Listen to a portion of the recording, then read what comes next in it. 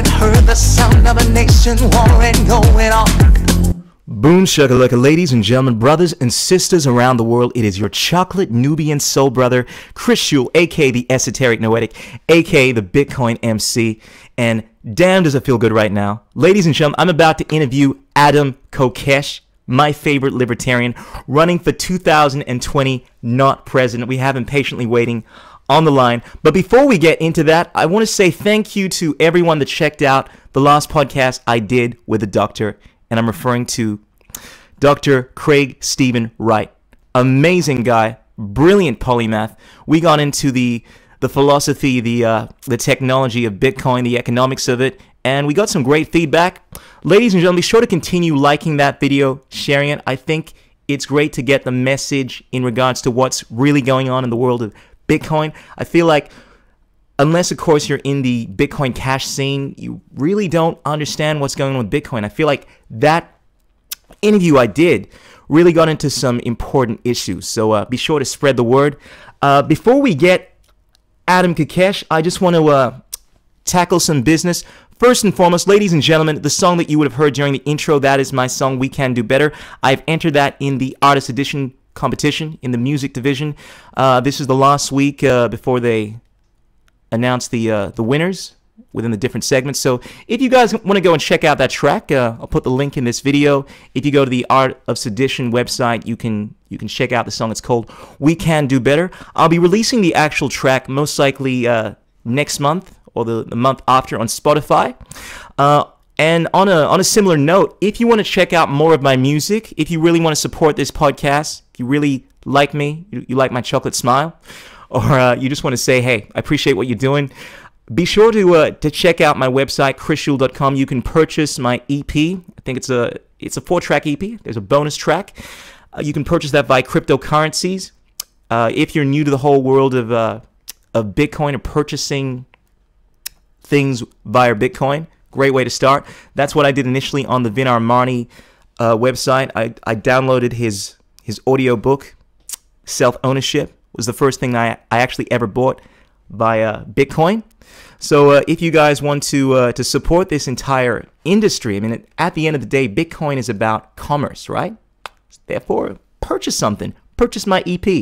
Go to chrisschul.com and check it out. Anyway, ladies and gentlemen, let's not keep the libertarian, brilliant mastermind waiting, Adam Kokesh. We have him on the line. Ladies and gentlemen, let's do it. Let's get Adam on the line. Boom shakalaka.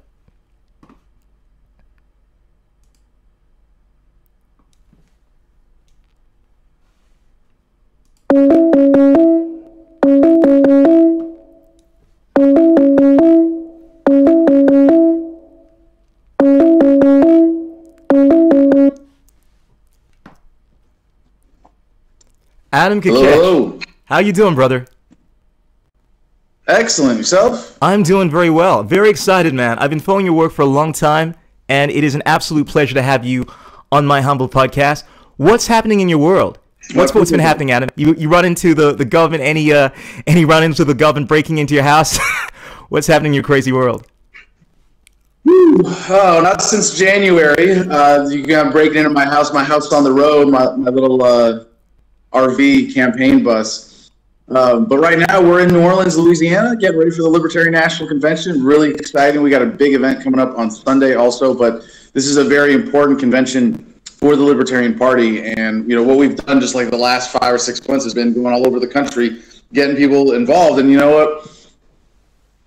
It's funny to hear people complain about the Libertarian Party because it's so small and like there's so few really like hardcore activists, you know, and maybe a handful in every state who make it what it is.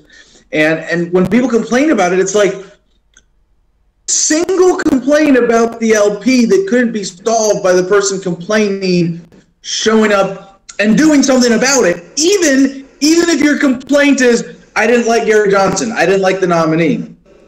And I don't know if you want me to go inside baseball here with the numbers, if your audience, if you want to get into all that. Well, but before we get into that, I just wanted to, I haven't really introduced you as such. Obviously, everyone within the Libertarian movement generally knows who you are. But Adam, Let's go into, I guess if you could just give me a backstory in regards to how you got involved in Libertarian, because I find your story so fascinating. You started off at a young age, I think 17, in military boot camp, and then you, somewhere down the line, done a 180 degree. So before we get into the inside baseball, I mean, my podcast is called The Crucial Journey. If you could take me through the journey of Adam Kokesh, someone that I consider to have the biggest balls when it comes to libertarianism. I mean, some of the things that you've been involved in make me go, wow. I want to understand what it is that gave you the mindset that you have, and to give you this this courage that you have in the face of tyranny. Let's get into that a bit. Well, let me start with a bit of wisdom gained over all that time that I think will help demystify the mythology of Adam Kokesh. And you know, since you mentioned the kind of activism that has that impact, civil disobedience, the sort of high risk, stunt stuff sometimes, demonstrations, marches. Like this weekend, we've got the March of the Dead Veterans, and that's really, something really important to me. It's about veteran suicide, so you got to plug that first. If you want more information, if you're a veteran especially, if you can be in New Orleans this weekend, Sunday morning, the website is thefreedomline.com/vet, so please check that out. But a lot of people mistakenly say that I'm brave. And like you said, I think you made a reference to the size of my testicles, which is another common way of referring to bravery, which is totally fine. Yeah. Yeah, if you get carried away with the genitals references, I might have to put an end to that. No, but I just wanted to say that you have a lot of courage. That's all I meant to say, and I think courage is the testing point of every virtue. So I'm just giving kudos to you, man. No offense meant by it. I appreciate it very much. Obviously, I'm just busting your balls. So no, there's, but it's not true. Like I don't like bravery is for when you're stupid. Like when you don't know what's going to happen, when you're like when your mental capacity is insufficient at understanding the situation. I'm not saying that like bravery is for the stupid, no, but like it's for those situations where you don't know what's going on and you have to be brave. You have to step up. You have to act. You have to do something, in the moment. And there are things I've done in my activism that might qualify as that, but they're all sort of like planned out and thought out and part of bigger actions. And my point in all this is to say that I'm really not particularly brave. I don't think there are, outliers of courage in humanity. It's just people who have nothing left to lose, right? Do really crazy, stupid stuff that they believe in, and that's one side of it. And you could call that brave, but that's certainly not what I'm doing in any of my activism. It's all very much, thought out, gamed out, and maybe not as much as most people think, and certainly not as much as I would like it to be sometimes. I've certainly done some things like the shotgun incident that I didn't, really think through all of the legal strategy fully on. But there are two things that I do that are different, that create this illusion of courage. And I really want to explain these two things because it's a very important takeaway that I think your audience would appreciate, which is that it's the risk reward. When you're looking at taking a particular action, some people look as dangerous or might be scary to you even. You have to calculate risk reward, right?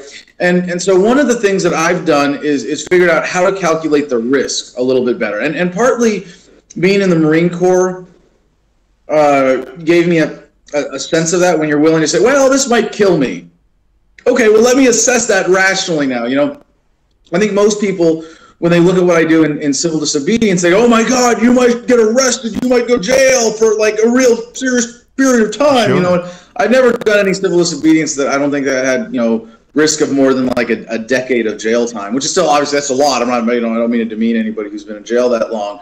The longest I've ever done was 4 months. But what most people go, oh my God, you might get arrested, and they just go, woo, like on the calculation of risk side.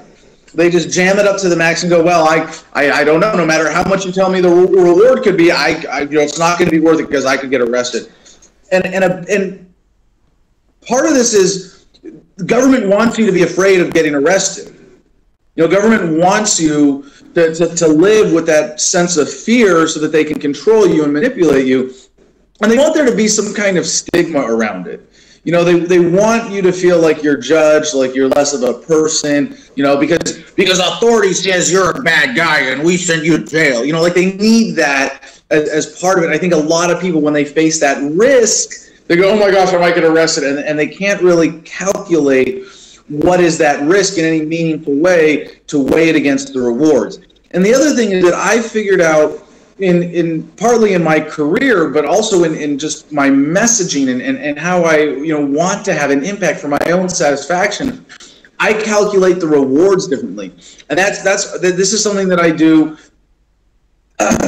you know, that is really unique based on my perspective, based on my understanding, based on my values, is that I value freedom and I value the impact of freedom activism. I value having an influence on people. I value these ideas, these ideals that are at the heart of what we believe in, of the non-aggression principle. Like, this is something, you know, in my heart and soul. So when I see, well, we're gonna get this many news stories, or we're gonna get, you know, we're gonna reach this many people with this many Facebook shares, likes, or YouTube views, or retweets, or whatever it is, or we're gonna get, you know, on national television when we do something like this. You know, it's the value in that a lot of people don't, and I think I'm somewhat uniquely positioned to capitalize on that. But I'm not brave. It's what I see in making these calculations in my realm. It's just that I have more confidence in my calculations to be able to act on them in ways that look brave. And the reason I want to break this down like this for as many people as possible is that I want the takeaway to be, you know, have that confidence for yourself, be able to assess the risks in a reasonable, concrete, tangible way, be able to see the value in the outcomes that other people might not be able to see. And that's how you create unique value. And when you do that, you know, it's another thing that really has been beaten out of us, our natural state as human beings, to have that confidence, to be adventurous, to be playful, you know, in a big scale with our lives. Like I'm pretty goofy, you know, happy-go-lucky. I'm, you know, a playful dude, but I mean, like, to be playful with, you know, with your career, with your engagement, with your relationships, with your art, with your activism, with everything, like, to be, you know, to be confident in that, and instead, you know, we have been beaten down year after year after year of government education, of social conditioning that leads us to be less confident, to be more comfortable as a member of the herd, a part of the pack, and to be a cog in the machine of modern society. And so that's why I think people look at me and go, "Oh my gosh, he's free! He escaped that shit," you know. And it's like, yeah, but it's not like I'm special. I just thought my way out of it. Absolutely. You know, and that's like, I'm not especially smart either. You know, I'm pretty smart. I'm not trying to like be false humble here, but like, I'm not successful because I've got, you know, just, you know, incredible intelligence. It's how I apply it with consistency, tenacity, with the sort of intellectual, just like a kind of intellectual integrity, looking for consistency. And like, that's what leads people to libertarianism. And to answer your question, to get to my story, you know, my parents raised me with a healthy disregard for authority. My mom was vaguely liberal. My dad was vaguely conservative, from Canada, Montreal area, and from Sundance, Wyoming, and from a ranch in the middle of the country. And, you know, they raised me to really question everything. And I really can't appreciate that enough, because they weren't libertarians themselves. They didn't look at those problems and say, you know, how do I address this? And this is one of the challenges that we face right now as libertarians. We can't run on, well, government is terrible and evil, and it's making your life miserable, and blah, blah, blah, blah. And like, if you don't vote for libertarians, the world is going to hell. You know, life is too good. You know what I mean? Like, we've come so far as a species. Like, look at just quality of life. Look what we're able to provide for each other, for ourselves. You know, it's like, look, hey, this government thing is holding us back, and it sucks, and it's really responsible for all the evil in the world. And the sooner we realize that we don't need it, the better off we'll be. I mean, much more positive and happy and upbeat about that is so important. And it took me a long time to get to this point. because you pointed out that, you know, things started for me when I was 17. That's when I enlisted in the Marine Corps. I volunteered to go to Iraq in 2004. I was in Fallujah with the civil affairs team. And it was not until I got out I actually volunteered to go back to Iraq because I didn't get a Purple Heart the first time. I mean, that's how much they twist you. You know, like it's not good enough to fight for your country. You have to go and get shot for your country. I didn't want to die. I was like, if I have to die, I'll die. But I really just wanted a Purple Heart. You know, and I was like, I didn't get a Purple Heart the first time, so I must not have been close enough to the action. You know, that's so much bullshit in that statement. You know, but like that's what I was thinking at the time.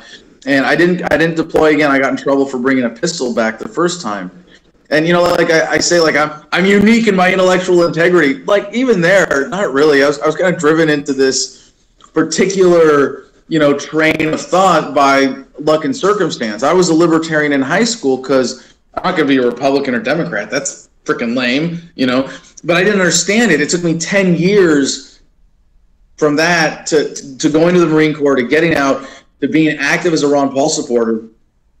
And it was actually while I was running for Congress in New Mexico, because Ron Paul asked me to run as a Republican there in what was my home state at the time. You know, it was while I was running for Congress, I read Ethics of Liberty by Murray Rothbard. And that was what took me like, oh, bottom of the rabbit hole. Okay, I get it. But anytime you think you've reached the bottom of the rabbit hole, you're wrong, because there is no bottom. It just keeps going. And there is a kind of bottom of the rabbit hole in politics, you know, that is voluntarism, anarcho-capitalism, true libertarianism, consistent philosophical principle libertarianism. You know, you give up all of your excuses for government. You go, all right, you know what, you're right. There's an ideal. We need to move past this statism thing. But for most people, that's you know, that's a process, and it was for me too. And I think it's while we are working to, you know, wake everybody up, and we don't have to, but while we are working to achieve a voluntary society, it's very important for this movement. I think one of the best things that I offer this movement is that you get to learn from my mistakes. You know, like if it took me 10 years, now you can do it in 1 year. And you know the joke, right? What's the difference between a statist and a libertarian? I don't know. Have you heard this? Okay, about 6 months, right? Huh. Because normally like that, it does take a significant amount of time, right, for someone to go, you know what, something is wrong, and it's not okay for me to ignore it anymore. You know, and most people have a significant emotional investment in the establishment, well, if not the establishment, in the established order, in the system. You know, maybe if you've been a cop your whole life or career, or you were in the military, you have relatives who were in the military, you have family who fought and died in some, you know, bullshit foreign adventure, and you have to, you know, honor their memory by, I mean, honor their memory by learning from their story, learning from their mistakes, and trusting government in telling you who to kill. Sure. And I think the biggest thing for me is that I would want people to learn from, who are already there at the bottom of the political rabbit hole, at least, is that you have to get past that emotional reactionary phase. Yeah. Of being angry. And no doubt that is reclaiming emotional freedom. Sure. No doubt we can all learn from your mistakes. I think one of the most inspiring things about your journey is that you've done this 180 degree, being gun-ho in the military to obviously being someone that is very much against the state. I think one of the things that people can learn from you, absolutely, is your approach to liberty. When we're looking at libertarianism, one of the things I wanted to get into is your approach. I find you're one of the people, in my opinion, that looks at it fundamentally as an ethical, principled philosophy. I would look at libertarianism back in the past as this political idea, and I think one of the podcasts that I listened to that really illustrated just the philosophical morality of libertarianism was something I listened to that you did, an interview that you did with, I think it was a white nationalist, I think it was Jeffrey Spencer, where through the conversation that you had, you really Richard Spencer, yeah. Oh, Richard Spencer. Yeah, I got to shout out to the host of that, Baked Alaska, for putting that together, and Richard Spencer, who is now America's leading white nationalist, along with my old friend back before he was a white nationalist, the crying Nazi Christopher Cantwell. But yeah, Richard Spencer, that was fun to debate. Richard Spencer. I just wanted to, before I ask you this question, I just wanted to preface this by saying that I found within this conversation that when you really got into it, like it came to this philosophical distinction between your way of seeing the world, this libertarian standpoint, this idea of the universality of right and wrong, that there are certain principles that can be derived from self-ownership, these axiomatic principles that you can logically arrive at through this understanding of the fact that you own yourself. And then Richard Spencer, who fundamentally, I couldn't stop myself from laughing, made the argument that the highest morality is survival. This idea that you can do anything that you want provided you believe it's in the interest of your survival, which to me is akin to saying that rape is the highest virtue because, I mean, ultimately you are propagating your genes, you know what I mean?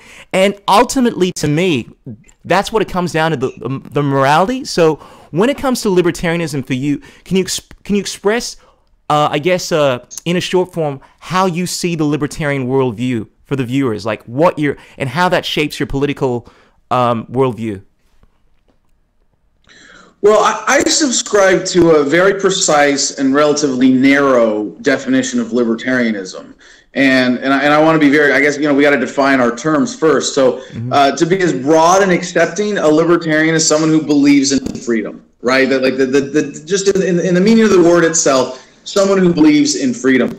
And there's really no way around that. Libertarian, it's right there in the word, right? And this is why it's kind of weird for me to say, or to hear people say, I'm a libertarian leaning this. It's like I believe in freedom, except I'm willing to compromise freedom for this. And the thing is, that's someone who really doesn't understand freedom, because when you define freedom, you take the time, again, you got to define terms. You got to know what you're talking about here.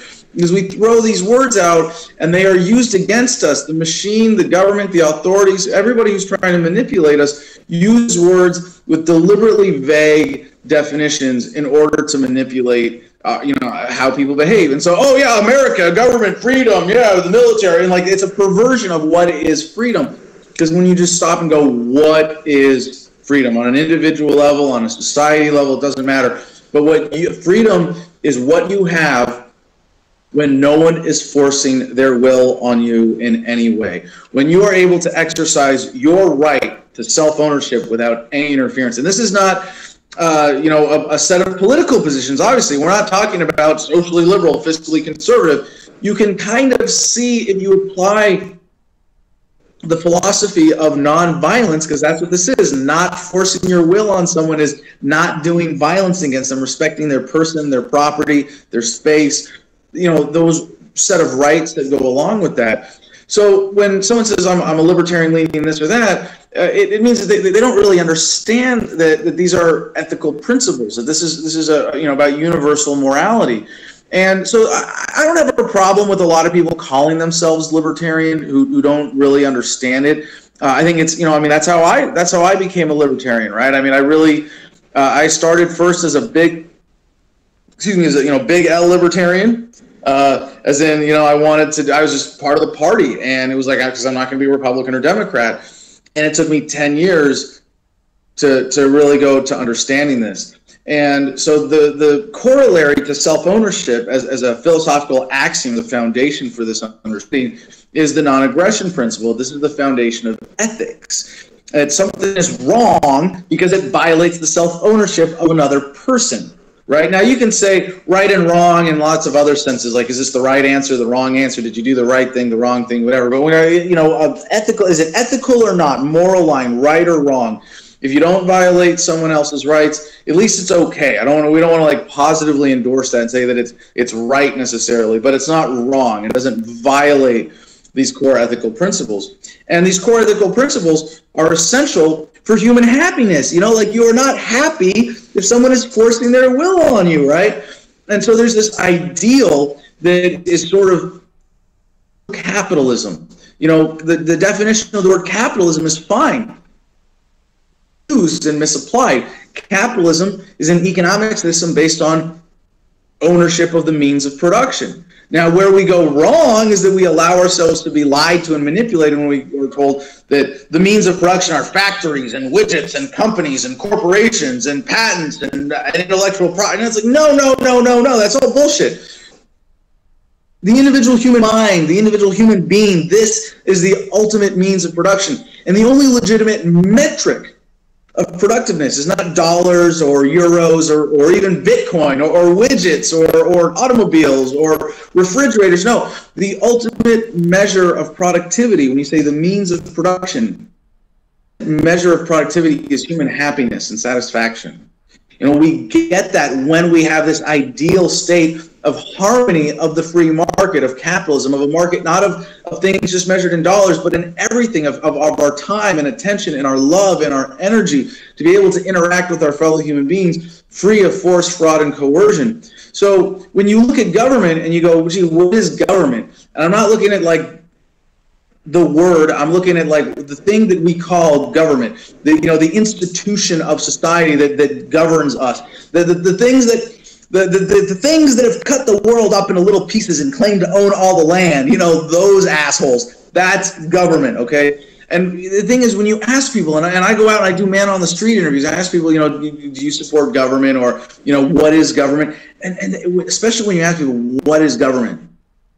They can't answer. It's like, oh, well, the people in charge. And it's like, yeah, but what makes, someone's in charge of your house, right? You have your parents in charge of your house, politicians in charge of government. What's the difference? Well, if your parents beat you, you freaking walk out. If the cops arrest you and throw you in a cage, you don't get to even, you're actually legally sometimes prevented from leaving the country. These universal human ethics, don't hit, don't kill, don't steal, right? We have done a great job over the course of human history of decreasing violence. This is Professor Steven Pinker, Harvard, clearly demonstrated academically. Violence is on the decline. We're living in the most peaceful times in human history. We are less likely today than ever before to be subject to violence at the hands of another human being. So when you understand that that's what government is, you go, holy crap, 90+% of the violence in the world today is done in the name of government. And everything it does is backed up by coercion, even taxation. Like even the good stuff that government is capable of doing because it controls resources, the control of those resources was not ethical. They have been stolen. Taxation is theft. And so when you realize all this, you ask me, like, what is the libertarian worldview? Libertarianism is really just this really specific philosophical ideal, self-ownership, the non-aggression principle, the ideal of a voluntary society. And so a lot of people kind of screw this up in the interpretation. And they say, well, that means we can't have any government at all, right? You can't have anything called government, and, we have to abolish and overthrow and, get rid of it and get to a free system. And it's like, that's not exactly correct, because the libertarian message, and some people screw this up is with what they call minarchism. Government can only do this and this and this because I want it to do these things exactly. And it's like, well, that's wrong too. Because really the answer from libertarianism about it being an ethical message is you can have as much government as you want as long as it's voluntary.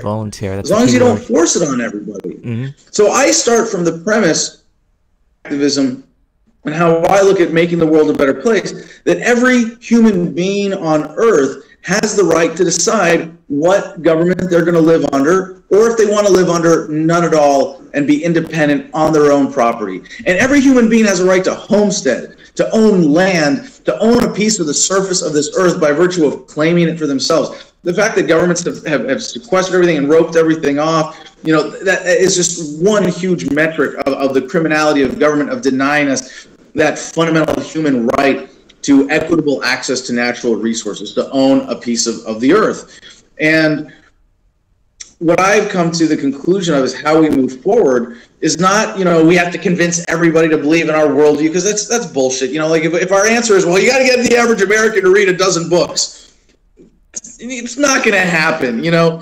We have to take leadership. Now, we have to grow the movement still. We're not really at our critical mass. We've got a lot of low-hanging fruit out there. I'd say we're, 1% to 2% of the population in the United States. I don't know about in the rest of the world. I think it's a little less. Australia's got a really good spirit of rebellion. I'd say you got a pretty ripe target audience there. But in the U.S., you know, maybe we're 1% to 2% of the population. We're never going to get more than 10, and that's okay, because that 10 is more than enough of a critical mass to take leadership and say, we're not going to do this anymore. And here's how it makes your life better immediately. For those of you who aren't political nerds, who don't care about philosophy, who don't care about this kind of social engineering and figure it out, it's fine.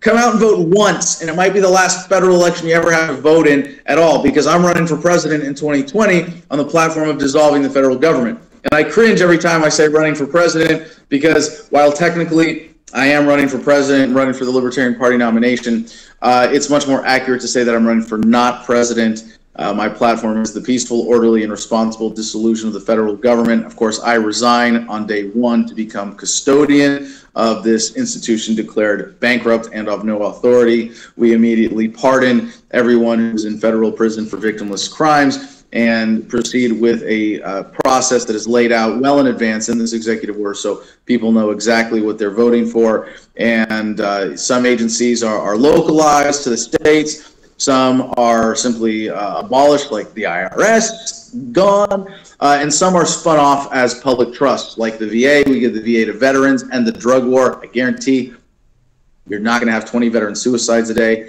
And then, because I have a fiduciary responsibility as a bankruptcy agent to pay back the true creditors of the United States, we are going to write off and disown the federal debt, the national debt, that is, by the way, intergenerational child abuse, forcing your kids to pay for stuff that they never had a say in. That's insane. But that's not a legitimate debt, so we get to write that off. The true debt is owed to the American people. So we liquidate the remaining assets of the federal government, and we spin off Social Security and fund that as a public trust that will be viable more than long enough to provide a transition for the states to come up with something better. I can get on board with that. I think it's a brilliant vision. Can we do this? Yeah. Can we do this before it collapses? You know, are we going to be liquidating the assets for Bitcoin or some other cryptocurrency? I was just about to mention that. Is the dollar going to be viable at this point? Absolutely. One of the other approaches that you've spoken about in order to, I guess, take power away from the state is through technology such as Bitcoin, self-driving cars. I've noticed that you're a huge proponent of technology, as am I. That's one of the focuses of this podcast. Yeah. And I'm curious to ask you, what do you see the future? I mean, what kind of place do you see technologies like Bitcoin having in achieving this goal of freedom? You're obviously a huge proponent of Bitcoin, of Steam it. I'm subscribed to you. I'm always reading your posts, that kind of stuff, and I think it's an amazing technology. I think one of the key powers of that is it brings money into the hands of the individual, sound money, and if people can kind of move away from the fiat system, essentially you can, without wanting to say too openly, I mean, you can avoid the whole system of taxation eventually if enough people start. Oh, did I say that out loud? Oh, no, but we can what are your thoughts now. on? I've done it. Yeah, I've done it a bunch of. I've made I've probably made a few dozen videos that at least mention or advocate or directly cover tax avoidance, tax resistance, or just civil disobedience. And I'm like, no one's come after me. I mean, I've been censored a lot. Right? Well, just for the record, I think tax is a beautiful idea, you know, and I would never avoid paying taxes, just in case anyone in any official position is listening right now. But having said that, if people did want to use this technology to move away from the state, it's brilliant. And can you talk a bit about that? How you see the different technologies influencing liberty? Because you've also spoken about other things like self-driving cars and the asymptote. I think you talk about. It's fascinating stuff. What's your vision for the future when it comes to the use of these technologies? Well, let me start with a little hand story from Roger Ver, Bitcoin.com, and he likes to point out, he's Bitcoin Jesus. He likes to point out that the technology itself can make people more libertarian, and he's talking about Bitcoin specifically because he got one of his friends who was a statist to invest in Bitcoin, a long time ago, and way up, and he was like, before he was, arguing with Roger, all the ways government is good and necessary and taxation is essential for a civilized society. And then after his Bitcoin goes up in price, he calls Roger back. How can I hide my money from the taxes? How do I avoid paying taxes on this? Yeah. Yeah, it's a good story. Yeah, right? it really brings out the libertarian in you. Well, I want to answer that question. Actually, I want to, before I get into that bit about technology, although that is really essential to what I'm about to say, I want to go back to what you pointed out in my debate with Richard Spencer, in that it was a real divergence, not of just political understanding, but of like a core philosophy and a worldview, you know, because I can look at, you know, there are a lot of people who can look at libertarianism and hear it and go, yeah, okay, well, if you want everybody to be prosperous, that's fine, but I just want to survive and reproduce and, you know, screw everybody else, which is, you know, really a, you know, a narrow, sad way of living. But there's something more fundamental. This is one of the things that I've done intellectually that is a little bit unique in the libertarian movement. And I think part of that is taking the long view of human history. And a lot of people mistakenly try to ask the question, is human nature good or bad? Are humans inherently good or bad? And it's sort of like, we're inherently human. And if you think humanity is good, then we're good. You know, like there is no inherent good or evil. I don't really believe in those, you know, ideals as applied in this conversation to you know, assessing human nature. But humanity progresses.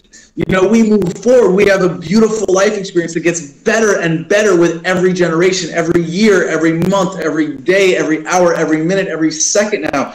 And this process is accelerating. And this is fundamental to the nature of intelligent life. Just, you know, maybe we were the first in the universe, you know, because no one has come and talked to us from any other planets yet. But like historically speaking, we're pretty close to taking over the rest of the cosmos here. You know, like in a few decades' time, which is a blink of an eye historically speaking, we're going to be 3D printing rocket ships in our backyards to go explore other planets, other solar systems, other galaxies.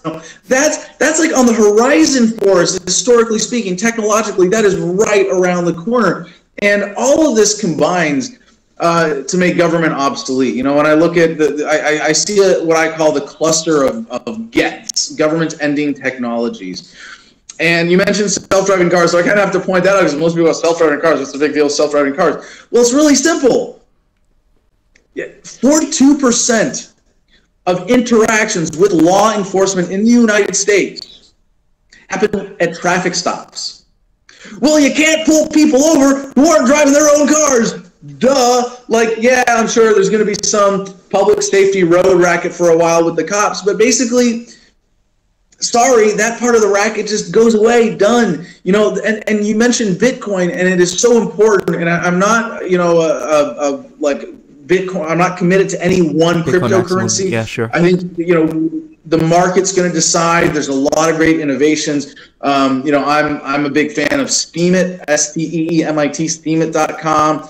If you're not on Steemit, get on Steemit. Be the change you wish to see. Blockchain-based social media, unlike Facebook. Not censored, unlike YouTube, not censored, unlike Twitter, not censored. But it actually rewards you for posting content. You can get paid for your content there. In fact, that's my primary source of income right now. So people get set up there. I'm a huge advocate of that. You know, you gotta apply the technologies. They are nothing without deliberate, conscientious engagement and use. And you know, I'm a fan of Dash and Smart Cash, because they're innovating on the concept of Bitcoin. There are a number of others that are doing great things, and it could be one of these, it could be none of these, it could be a coin that hasn't been invented yet.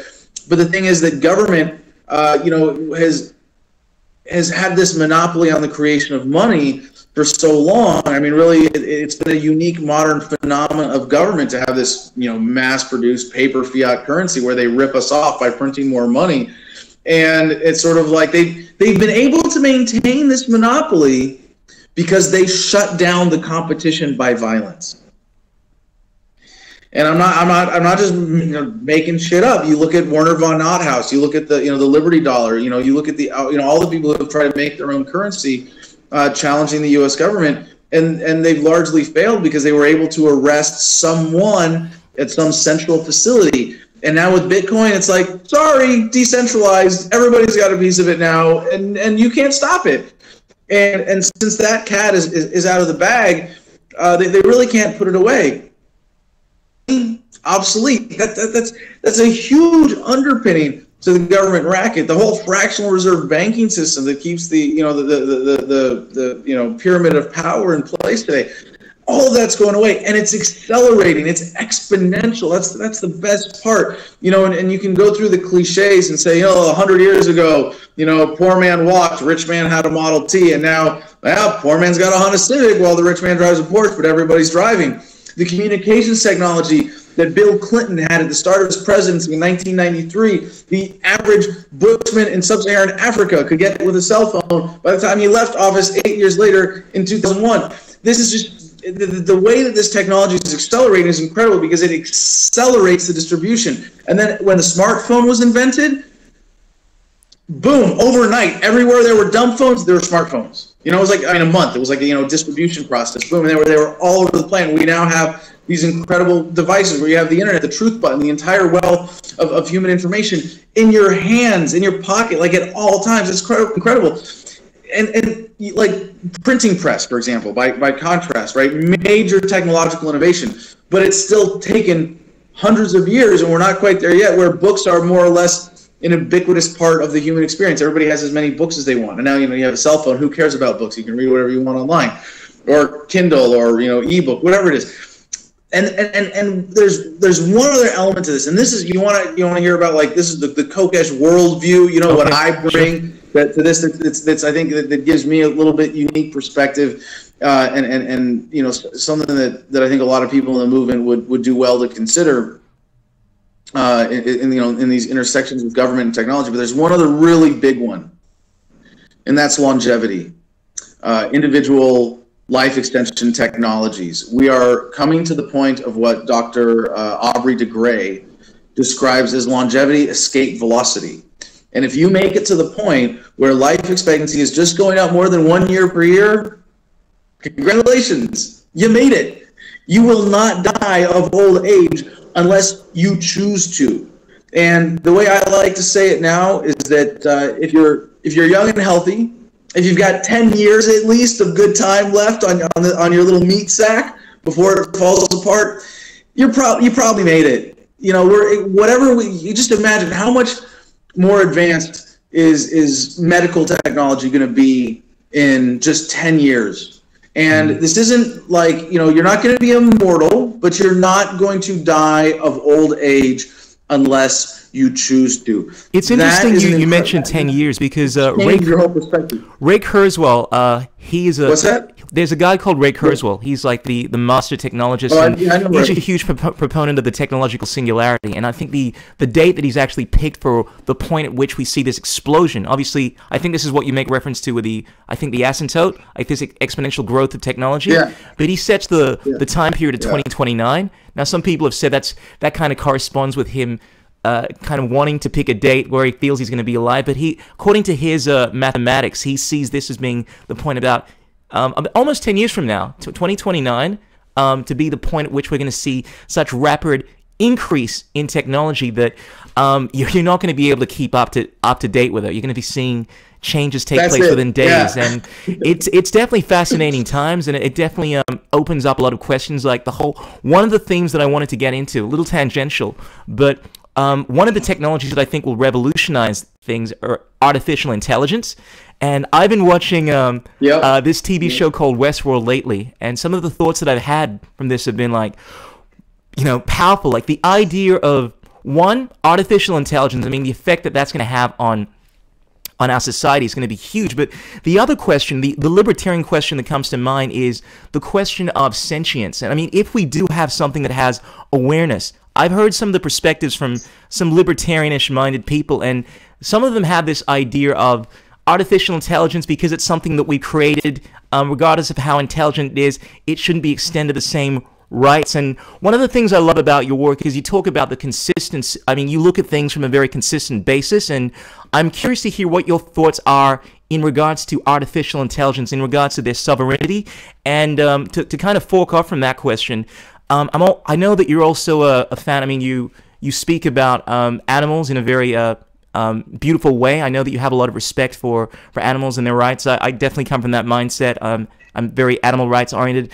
And I'd love to hear what your thoughts are in regards to the sovereignty of not just humans, but non-human animals as well, and other forms of intelligence that may not work in the same way that we do. I think that's a great way to yeah, that's a good question. Yeah, I used to call myself veganish because I believe in the core vegan principle, according to the Vegan Society's definition of a lifestyle that seeks to minimize contribution to animal suffering and exploitation, or cruelty and exploitation towards animals. But I just call myself vegetarian now because I mean, even when I was a veganish, I have chickens on my property, and I believe I have a voluntary relationship with my chickens. As a staunch animal rights proponent, 100% agree. It has to do with the concept of the ahimsa, which is what veganism is essentially derived from. So provided it's voluntary, granted it's a controversial issue, but ultimately it is about sustaining from violence, which is the same principle within libertarianism, non-violence. Do not initiate violence. Obviously, the idea of having a voluntary relationship, fine with that. But sorry, continue. Right, no. So I've come to the understanding that I think we should have voluntary cooperative relationships with animals as much as we can. So like I'm going to get goats and I'm going to have, milk and cheese, and, I'm going to treat them at least respectfully. And it's sort of like, how we deal with human beings who are of lesser intellectual capacity. And by that, I mean like people in comas and children and, like infants, and that we still extend them that same respect. But we're willing to kind of take charge or make decisions for them if we have to, if they're in their best interest. But as libertarians in sort of the philosophy of ethics, we take responsibility for those decisions and for what we impose on others. And so when I talk to people about this, who put it in libertarian terms, I like to challenge them. I say, well, if an alien race came down to Earth, you wouldn't say, well, they don't get the non-aggression principle because they're not our species, right? So clearly, like, the line can't, is it human or not? Like, I'm sorry, but that, when it comes to the ethics, that cannot be the line. That doesn't satisfy me, right? Because even then, you go, what is human? Is it like, even in a biological sense, defining a species, and I know this is like, will want to argue with me about the terminology, and I'm not pretending to be some expert on evolution or anything like that. But even that, like, when does a species go from one species to another? Was there a line that it crosses? No. So, that can't be it. We like to extend our sense of ethics to every human being because we know that as a human, you at least have an intellectual capacity for sentience and free will and for independent decision making, and to assert that. But then you look at animals and you go, well, they have, some are more intelligent than others, some have more, some have less. Where do you draw the line? And I think what this challenges me to come to, a sense of principle and like where I apply is that when I see life that wants to be respected, that is asserting its self-ownership in some way, then I want to do my best to live in harmony with that, to respect that, to flourish by encouraging everything around me to flourish. So similarly, you look at an alien, you have to say, well, an alien, if it's smart enough to get over here from another planet, right, we're going to respect that it's at least that it has some individual self-ownership, some independent will. And I think that concept of the will is very important. And I think that is a unique phenomenon. This is getting back to your question about the technology and artificial intelligence. It's like, really, I'm not particularly concerned with this. I think this is a ways off, and I'm more concerned with the immediate injustices of government and doing something about them and helping people who are suffering right now. But I don't think that we are. My inclination is to say that we are not going to extend the non-aggression principle to anything that is not an individual life form, that does not have the ability to die, and I hate to say that, and maybe that's not it, but that it has the ability to have an organically generated independent life, independent will. And so with artificial intelligence, no matter how smart or how capable it is, it still has to be programmed. It still has to be directed by a human being, and therefore it could be misdirected in a way that sort of makes you go, well, it's a tool. It's not really an independent actor. So I have to say that I want to be able to shoot a robot in the face if it goes haywire. I'm not going to go, well, it's intelligent, so I have to respect its self-ownership or something like that. No, And it's going to get scary. And I think when we do have technology that can completely mimic everything that the human brain can do, and then of course it'll be able to do so much more because it'll have perfect memory and motor control and all the other mechanical things that go along with that. It is going to be scary because we are going to be foolable. It's not that far around. Like, I mean, you could say we're already there with computer controlled robotics, that we have machines that human beings can mistake for other humans. That are mimicking the behavior of human beings. Yeah. Yeah, we're going to have things that you can't tell the difference unless you can find the outlet where in the butthole where you plug it in. Like we're going to have robots with artificial intelligence that good, and we're going to want to extend the non-aggression principle to them. And I think if we maintain that separation, say no, there is something that may not uniquely human, organic, that we are organic life, and that we have an independent will that comes from ourselves. It's not like you can say that we might be created by our parents, but we're not programmed by our parents. We have an individual will that is capable of self-programming. I love that answer. I don't think you can say that about anything mechanical. I think that's a beautiful answer because it addresses, I think the core of this entire thing is, as you keep saying, will.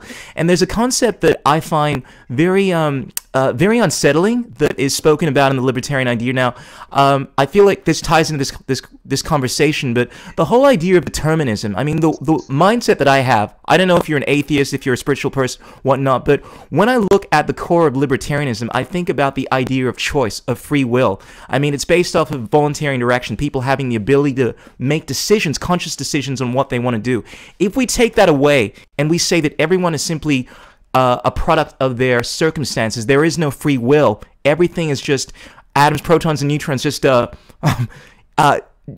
floating around, and somehow that determines the course of destiny. That takes away the fundamental basis of libertarianism. And I think when it comes to the whole question of artificial intelligence, I mean, I tend to agree with you. Even if you're simply programming, if a computer is so sophisticated that it mimics the behavior of an actual human being, unless it has free will, unless it has that conscious, call it what you will, whether it's a soul or some animating principle that allows it to make decisions upon itself, like I think therefore I am, that whole way of thinking, then it's not truly sentient. It's simply just a program. And I think that's the defining distinction between whether or not it's permissible to treat something as an actual sentient being or not, whether it has this element of free will. And it comes down, I've noticed there are a lot of atheists that seem to be libertarianism, but they can never have any definitive basis for it because they have this idea that free will doesn't exist. And correct me if I'm wrong. I guess I'm kind of just ranting here, but what are your I guess if we can kind of just delve into this a little, do you tend to agree with that? Don't move on. Don't move on. This is fun. It's not stuff I normally get into with interviews. I want to respond to that right there about free will versus determinism, because first of all, no matter where you are on that question, that doesn't challenge libertarianism. Because you could say libertarianism is descriptive or it's prescriptive, right? It doesn't say that, like you could say libertarianism is prescriptive as in it prescribes, therefore you should be voluntary in your society if you want to maximize human happiness. Or it could be descriptive if you just say, like, look, no, the less coercive it is, the happier everybody's going to be. And those are both true regardless of which perspective you embrace.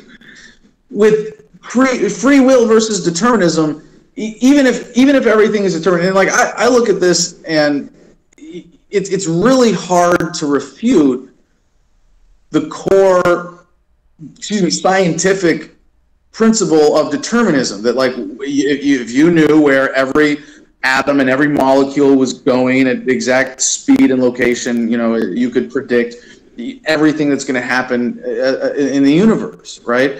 And I think that's still true, but that doesn't mean that for the individual human, like, we can't know that. Our brain will never, have that information. So we're going to get better and better, and we're about to get like exponentially better. We're still never going to hit that ideal. We're never going to get to the asymptote itself of that exponential curve. So, I when it comes to like free will versus determinism, I kind of want to say it's both. Because this is the determinist thing is kind of a hypothetical. Like, yeah, okay, so if you knew the precise location and velocity of every molecule or every atom in the universe, every subatom in the universe, yeah, you could predict the rest of the future of the universe. Sure, that's fine. But that doesn't mean that, from the perspective of the human experience, that we don't have free will. And that distinction is still, like I say, I don't think I used the term free will in my entire answer there, but independent will. I might have said free will, but if I said it, I meant, that it's an independent will that's organically based. And that's enough to say that is something that we'll all be happier with if we just generally respect. That's an interesting answer. On a more practical level, one of the things I really want to get into, I find this is one of the most controversial issues in the libertarian space, is this whole idea in regards to voting. I know that you've gone into this a little with Lark and Rose, the debate in regards to that, and I think in one of your podcasts I loved your breakdown how you kind of you made the connection between being against freedom of speech, freedom of thought, even, I would say, like the idea of expressing a preference for something. Not necessarily being a violence. It's simply it may not be a rightful. It's definitely not a wrong action. I guess I would like to hear you talk about your thoughts on if you could lay down your argumentation in regards to the whole issue in regards to voting equaling violence, because I think that'd be a great topic to get into. Well, anybody who says that voting is violence is someone who doesn't understand libertarianism, doesn't understand ethics, doesn't understand the meaning of the word violence, unless they're trying to bring in some totally other, way more inclusive concept of violence. Like, my shirt is violently black and causes you to have black thought, so it's violent. Okay, you want to go like that, you want to be that kind of, social justice warrior, or you want to be that kind of, very, very easily triggered snowflake. Emotional violence. Okay, yeah, there are all these different violences that come out now. Violence like that. Yeah. We'll have that conversation after we've abolished government. But a very, very important part of libertarian philosophy, or just the libertarian worldview, is understanding where responsibility lies when there is something that is done that is wrong. And if I do something, if I punch you in the face and someone stands on the sidewalk cheering me on, you don't get to punch them in the face for cheering me on. That's not the act of violence. Me punching you in the face is the act of violence, right? You get to punch me back. You get to, or you get to steal money from me for compensation for that. You get to claim damages for that. But the guy laughing or encouraging me on the side of the road, no, you don't get to touch him. And that's an important distinction when it comes to voting. You say, where is the violence in voting? It's not in expressing your preference, walking into a booth and checking a box or hitting a digital screen, right? The violence is enforcing the outcome of that election on people. Like, that's where the actual responsibility lies. And it is really, really important to separate that. So I'm definitely not going to try to tell you that you have an obligation to vote or a duty or a commitment or anything like that, because most of the time when we're talking about voting with government, it's a waste of time. But even the hardcore philosophical libertarians, the ones who go astray by saying that voting is wrong, are really going against. I think what is an important part of an ideal free society is that we do get to vote. We get to vote based on our ownership share. We get to vote based on our membership in associations. And the difference with non-government versus government is if we don't like the outcome of the vote, we get to disengage and walk away without consequence. That's the fundamental difference. So libertarians are very much for voting. We want to vote with our feet. We want to vote with our dollars. We want to vote in participatory, non-violent, cooperative, harmonious institutions. We want that. And while the government is pretending to be that, we should say, all right, we're going to show you that it's not. and we're going to take away its excuse for existing, which is that it has some consent of the public through the voting system, and it uses that as an excuse.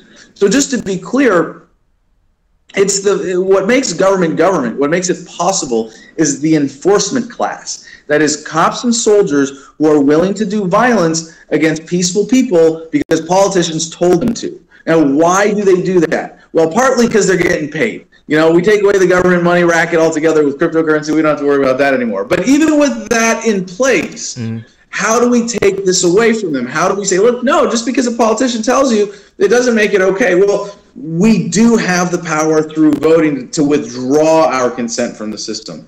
And so a big part of my message with the presidential campaign is, like I said, come out and vote once, and it might be the last federal election you ever have to vote in.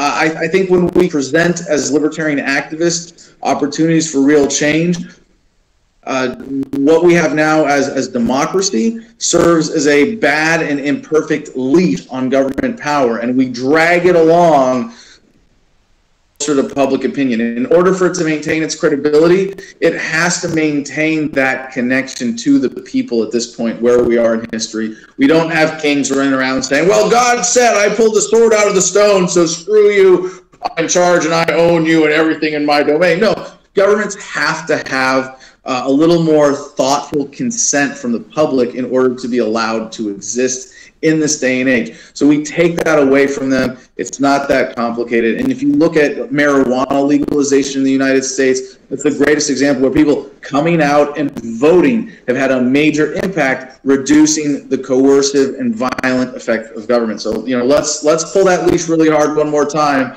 and I think we can trigger a global revolution towards localization. And if I may get back to the strategy on this, you know, we don't need to wake everybody up. If we just go from 2% of the population to 10%, that's a critical mass for us to convince a majority to say, look, getting rid of the federal government like this will make your life better in all of these ways. Getting rid of the state government will make your life better in all of these ways.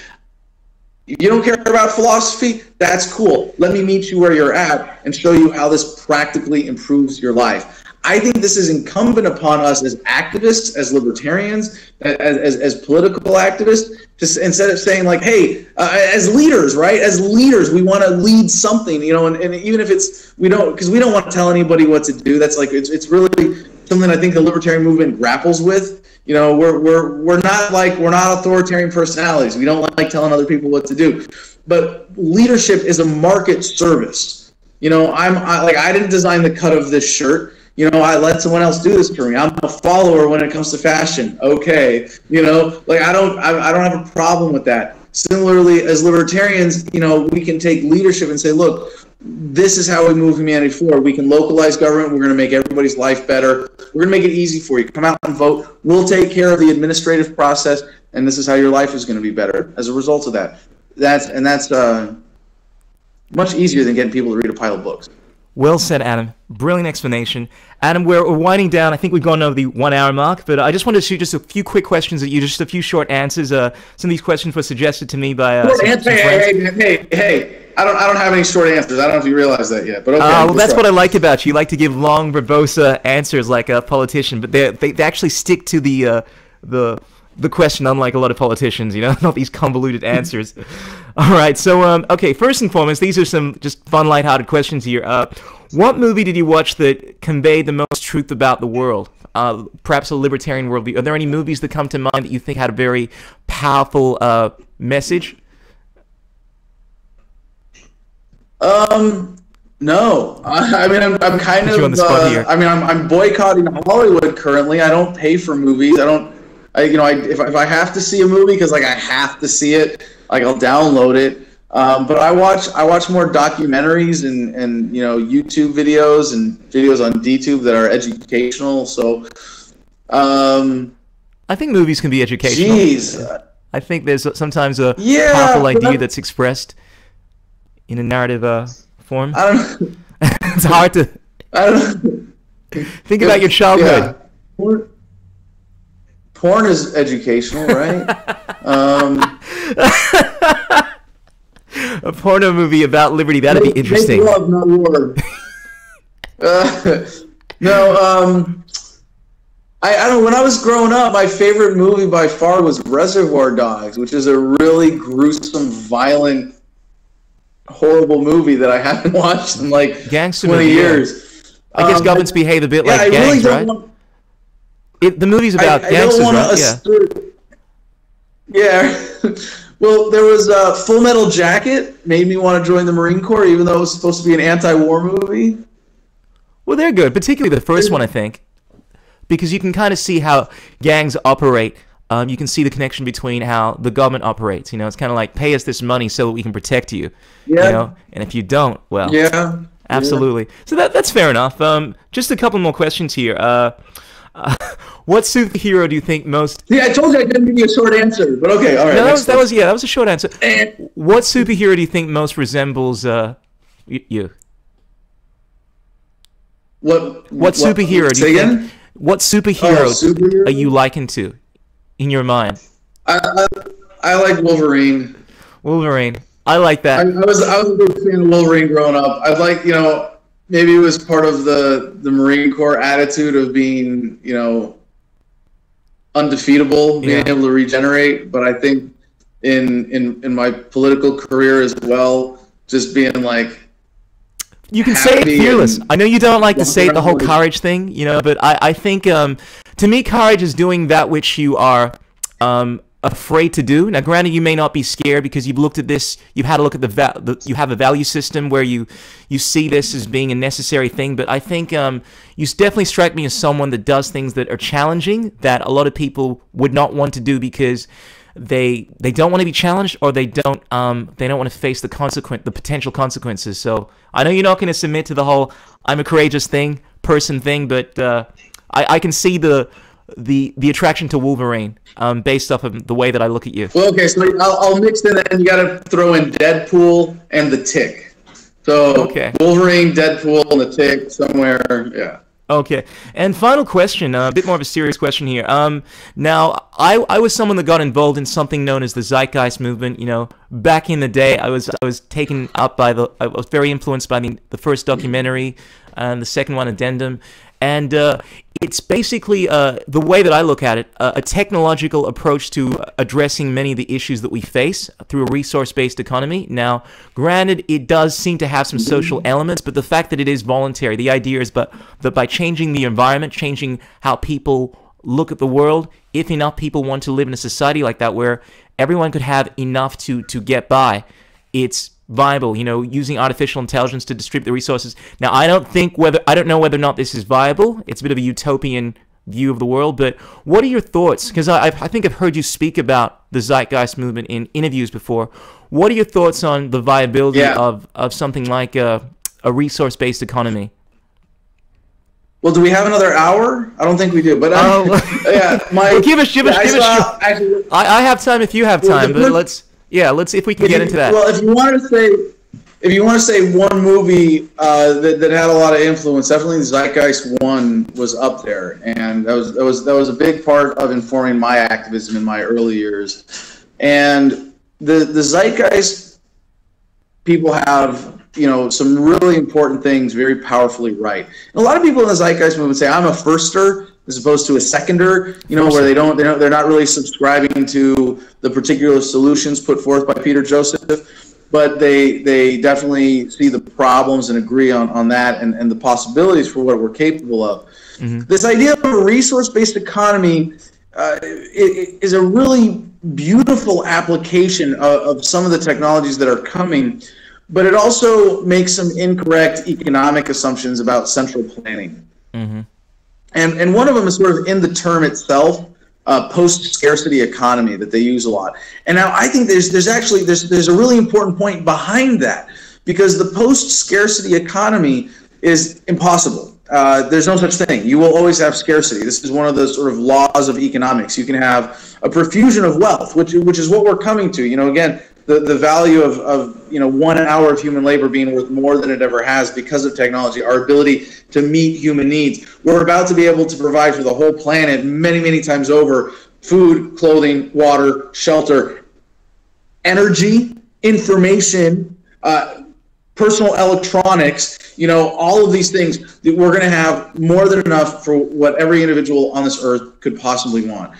There will still be scarcity, and it's going to be more in land, in you know, individual resources. In art, we're going to be able to, you know, invest a lot more in art as a scarce resource, because every truly unique piece of art is one of a kind, obviously. So there will be scarcity, you know, even in this post-scarcity economy, there will be elements that are scarce. The idea of using artificial intelligence to allocate natural resources with a centrally planned community-based thing, you know, might not be necessary, because you're going to have a company that gets artificial intelligence and is able to apply it to making their widgets, and now their widgets are made as efficiently as possible, you know, as in line with needs of the people, and in preservation of, you know, the value of economic resources, because the market is just going to improve that much more to take all those things into account. So the premise, though, of having that abundance of you know, just the essentials to meet human needs, that's a really important idea, and I am all with the people there. And what I found from my experience in the Zeitgeist movement is that most people who identify as Zeitgeist, yeah, they're voluntarists. They're just sort of like past it already. And I think that's an important lesson for libertarians to keep in mind, is that most people aren't going, well, how do we achieve a voluntary society, and how do we get, you know, philosophically consistent ethical politicians? They're going, no, how do I feed my family? How do I have a good life? How do I provide security? How do I enjoy life more? And like I said at the beginning of this interview, you know, life is really good. You know, human beings, we have it better than we've ever had in our history by far. This is a really exciting time to be alive, not just because of how awesome stuff is, but how fast it's getting better and changing. You know, that we're about to come to this era of technological enlightenment. Yeah, don't die. It's coming, and you will probably live to see it, and it is a beautiful time to be alive. It is just such, like, and it is, you know, again, something that I bring to the movement, perhaps, to libertarian thought, that is a little bit unique in sort of this philosophical sense, is that a lot of us are inclined as activists, or just as people in general. We want to leave our mark on history. We want to do our good. We want to, you know, achieve our, you know, special thing and stand out. And the fact is that your life in the scope of human history will not amount to more than a fart in the breeze. You know, like, if you want to put a little more flowery rhetoric on that and look at it in a positive way, we're riding a wave, and you can be a part of that wave in the middle of it and just be another drop of water, or you can get up on top and be a surfboard and make a beautiful trail and have an amazing ride and leave this great wake behind you. But you know what? It's just wake and water. It's all going to turn to dust eventually, and humanity, life itself, marches on. And when you embrace these bigger perspectives, and you're able to let go, and then you come back to libertarianism, and you come back to the physical world around you, and you go, you know, there are people suffering, and we could be doing a lot better as a country, as a species, by addressing the problem of government and putting forth solutions as big as the problem. And you go, you know what, I want to be a part of that, and I want to have you know, as big a role as I can, because it's fun, it's satisfying, and it brings a certain joy to me to know that I'm on the right side of human history. Absolutely. Adam Kokesh, that's a brilliant way to leave it. Thank you so much for your time. I found this conversation to be very enjoyable, enlightening, and I think the message that you put forth is a very powerful, inspiring one. Adam, I salute what you're doing. You are a scholar, you are a brilliant man, and as much as you don't like to admit it, bro, you were courageous. You got balls of steel, brother. Thank you so much for your time. Adam, I know you have a book, Freedom, which I've checked out. It's been downloaded 2 million times. I think it's in its second printing. You're coming up with another book. I'll be sure to put your contact details in this video, but I'm just going to give you a moment. If you kind of just want to plug your stuff, that would be great. Yeah, thank you. Thank you. And Steemit, you can find me on Steemit through my main website. You can find me on any other social media platform where I'm at, although get off of Facebook. I'm off Facebook, disengaging from Facebook as much as possible. Leave loudly, as you say, right? Yes, leave loudly. They don't leave quietly. Show people where to go. I have an auto post set up on my Facebook that goes every 24 hours. It says, find me on Steam It, be the change. But anyway, my main website is thefreedomline.com. It's 3 words, thefreedomline.com. You can find kokeshforpresident.com from there without remembering how to spell my funny last name. You can get Adam versus the Man, my media production, my podcast, see all my old videos. I got my YouTube channel up to 70 million views. Although, watch them on DTube now. Don't watch them on YouTube. You can get my book. You can get my book there for free. And this is the one that I started writing when I was in jail. It was my best attempt to create the ultimate red pill. I had a lot of help, so I can humbly say I think we succeeded. It's 100 pages, free audiobook, just 3 hours long, free in every digital format possible at thefreedomline.com. 3 words, thefreedomline.com. You can email me, adam@thefreedomline.com. And brother, I appreciate the opportunity very much. Likewise, I want to say I've checked out your book. Absolutely amazing. Brilliant stuff. Love what you're doing, Adam. Thank you so much once again for coming on the Crucial Journey podcast. It's been a pleasure having you on here. Peace out. Love, liberty. Until next time, brother. Awesome. All right. Peace out, brother. All right, so ladies and gentlemen, there you have it. Adam Kokesh. Damn, what a powerful interview. We covered some very pertinent issues in regards to liberty, Bitcoin, the technology, artificial intelligence, animal rights. Damn. All right, so ladies and gentlemen, be sure to like this video or dislike it, comment, share it, tell your mom, tell your girlfriends, tell the whole world about it. The more we can get the message of liberty out there, the better we can achieve this this beautiful world that Adam envisions. So, ladies and gentlemen, I'll be sure to put the links onto Adam's website, his Steam It site, and all the other ways of contacting this guy. Finally, ladies and gentlemen, I'm going to wind this thing down by promoting my music. As I think I mentioned earlier, I am a musician. I'm a singer-dancer. I got an EP out called Goin' Thunder. I'm going to just go into the promo video for it. Let me just do that right now. Boom shakalaka. You know, people in this life, they'll always tell you what you can and what you cannot do. You can't let nobody put limitations on yourself. You gotta know that deep down inside, you got the will, you got the power, you got the fire. So if you wanna go, you gotta go like thunder.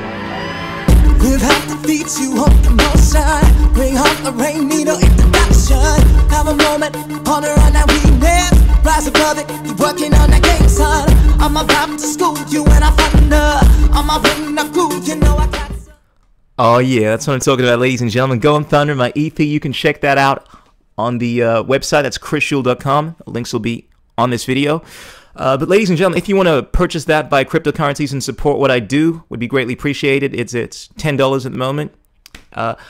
Until next time, be sure to let me know what you thought about this podcast. Be sure to get in touch with Adam Kokesh via Steam It. Check out his amazing posts. Boom shakalaka, signing out, the Crucial Journey podcast. Until next time. Ow!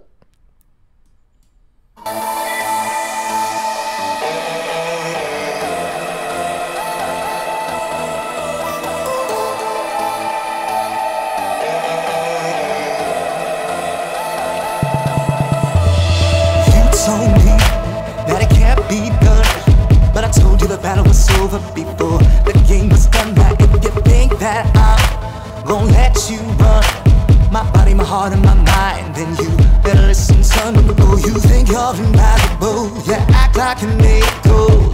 Think you're gonna soar like a bird beyond impossible. I think it's plain to see, you know you're meant to be. Once, two, world serve two. Gotta think and stop. What you want, it always what you get. You don't do the work right, you won't find your best. You won't work it, you gon' pay the price, you won't work it. Gon' pay the price, you won't work it. Gon' pay the price, you won't make it.